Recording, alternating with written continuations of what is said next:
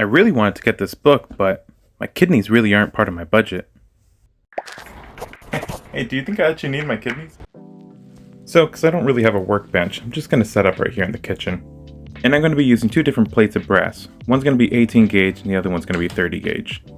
Now in the show, the gold hand is implied to be more like paper, but if I use like a gold sticker, I think I'm going to have more problems and the book won't be as sturdy. So instead I'm opting out to use some brass. Now this is that 30 gauge plate that I mentioned. It's extremely thin and very easy to sand down. And you can honestly cut it with a pair of scissors. However, this 18 gauge plate of brass is a lot more difficult and I actually had to get a different tool. I used this 20 gauge straight pattern snips to actually cut it because the wire kept snapping on my saw. Which kind of worked out because it kind of warped the fingers and made it a little bit easier to sand down.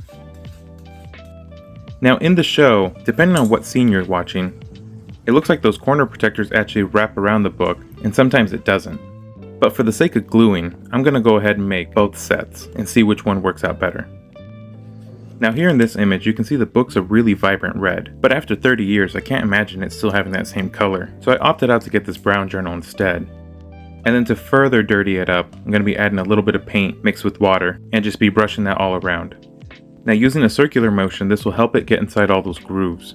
And once I get the desired amount of paint, I can go ahead and use a paper towel to dab away all the excess. And this will help give it a more organic look. And right here I'm just trying to catch all the corners too. Now depending if you have the physical book or from the show, you can see that pattern does vary a little bit. But I'm going to try to mimic more of that official release. Now for the tassel, I think just a little bit of paint to dirty it up will be more than enough for this. And I'm going to be doing that for all the items on the book, including the little monocle. So for all those corner protectors, you can see it has almost like a little rivet, but I think if I use a real rivet, I might end up damaging the pages inside. So I'm going to go ahead and use these little pins and take off the needle part, and I'm just going to snip them off with a pair of pliers. As for the brass now is going to be really shiny compared to the book. So if we use a little bit of salt and vinegar, we can help speed up the process of aging the brass, and this will give it more of an organic look.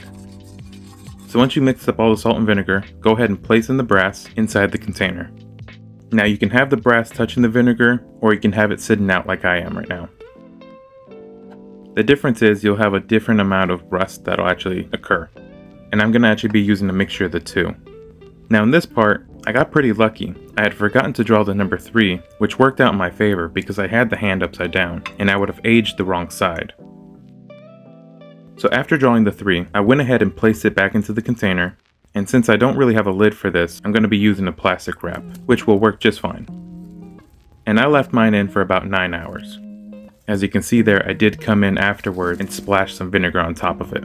And because it didn't fully age the way I wanted it to, I'm going to come back around with some black paint and a little bit of brown watercolor. This will help give the illusion of rust and mud.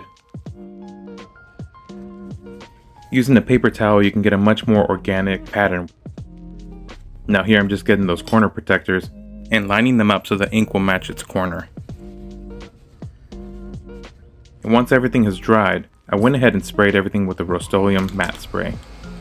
I will lose a little bit of shine, but you get the added bonus of this being waterproof, which is a plus because this can be easily wiped off with water. Now most glues won't hold brass and leather together, but I have a feeling epoxy will work really well. When using epoxy, you want to make sure you mix it really well. Not mixing it enough will have it not cure properly. And here I'm just kind of placing it in the center and letting it spread out after I place it down. Now these corner protectors that didn't wrap around did give me a hard time as they kept sliding around. But using paints, I was able to hold them in place. Now the dry time is not too bad, it's about 5 minutes, so this goes really quick. And you can see right here for these corner ones that do wrap around go on extremely easy, and no type of clamp is required. Now this is the first time I've made corner protectors myself, because I couldn't find a plain simple design like this anywhere online. And they didn't come out too bad. Next up are going to be the little rivets, and I don't really have any tools to measure this properly, so I just went ahead and eyeballed it and did the best that I could. Which in my opinion I think works out because it gives it more of that homemade look anyways. And again, just adding a little bit of epoxy to the back of the brass. And granted, I should have added a little bit more because it didn't spread out the way I was expecting it to. And I did have to come back in and add a little bit of epoxy around the edges.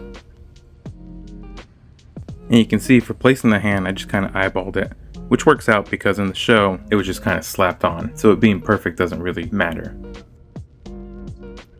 You can see right there, I'm actually adding a little bit of epoxy to any area that I missed. And again, using paints as a weight to hold it down while everything dries. You don't need too much pressure, but you'll need something just to hold it down a little bit. So after about 4 minutes or so, the epoxy should be dry enough for me to continue working on it. I probably should wait a little bit longer, especially since the room is cold, so the epoxy is taking longer to dry. I wouldn't want to accidentally hit this book over and have pieces slide around. Now the spine of the book has these gold wraparounds as well, but I think if I take it further out than this, then I'm going to have issues opening the book, especially since I had to sew in a couple extra pages later down. And this part turned out to be a little bit more difficult than the flat pieces. Even though the dry time is only about 5 minutes, I did end up having to just hold it the whole time myself. So here we have the aged tassel and the little monocle. So I'm not really familiar with how charms are tied onto books, so I'm going to go with more of a homemade look. I tried watching a few videos on YouTube, but I really couldn't find anything that I liked. So I kind of went with a combination of a few that I saw and just used a little bit of super glue to hold everything in place. And because it did look a little messy and bulky, I spun the string an additional 3 times to have a better transition. So right here I'm just trimming off any of the excess and tucking in any of the loose strings. And I did try to keep these two very consistent. To tie them in, I fed it through the spine of the book and made these bigger knots to try to get the string to get stuck and make it difficult for it to be pulled out. And again, using a little bit of super glue to hold the knot in place. So in my opinion, that monocle looks like it goes to that bottom part of the book, and the tassel needs to go to the top of the book. But I really couldn't find images of how this is done, so I kind of made this part up myself. Now I do think that adding a little bit of paint around the edge will help give it more of a realistic look, almost like the mud getting caught around the edges. And it's nothing too noticeable. I kept it pretty simple, and it's almost difficult to see on camera. But I do think this will add an extra layer of depth. Now I really couldn't find this anywhere else and caught it by accident from a clip that I had saw. But the book looks like it has some ink spillage, maybe a brush on the right side, and definitely a fingerprint right next to the hand. So this was the original pattern I had made, but changed it afterwards.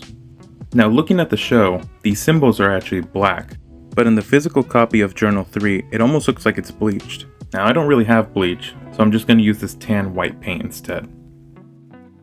And I did end up adding a couple extra details afterwards, like the torn up leather on the back and dirtying up these symbols, but I just didn't think about recording that part.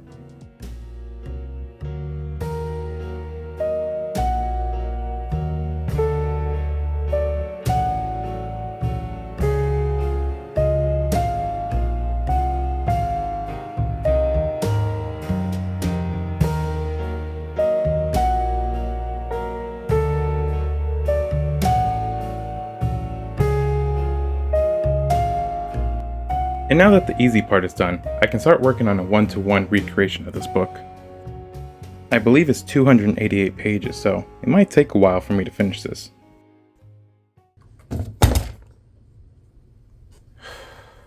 And that's why you're supposed to wait for it to dry.